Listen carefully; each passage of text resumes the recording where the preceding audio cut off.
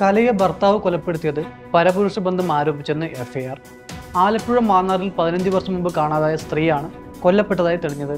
അമ്പലപ്പുഴ പോലീസിന് ലഭിച്ച ഊമക്കത്തിന്റെ അടിസ്ഥാനത്തിൽ നടത്തിയ അന്വേഷണത്തിലാണ് നിർണായക വിവരങ്ങൾ ലഭിച്ചത്. ഭർത്താവ് അനിലിന്റെ വീട്ടുവളപ്പിലെ സെപ്റ്റിക് ടാങ്കിൽ നടത്തിയ പരിശോധനയിൽ കൊലപാതകത്തിന് തെളിവുകൾ ലഭിച്ചിരുന്നു. ഇസ്രായേലിലുള്ള അനിലിനെ നാട്ടിലെത്തിക്കാനുള്ള നടപടികൾ തുടങ്ങിയിട്ടുണ്ട്.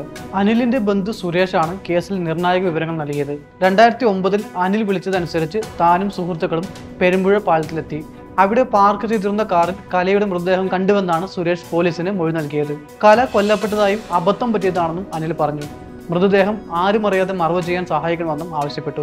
എന്നാൽ കൊലപാതകത്തിന് കൂട്ടുനിൽക്കാനാവില്ലെന്ന് പറഞ്ഞ് താൻ മടങ്ങി.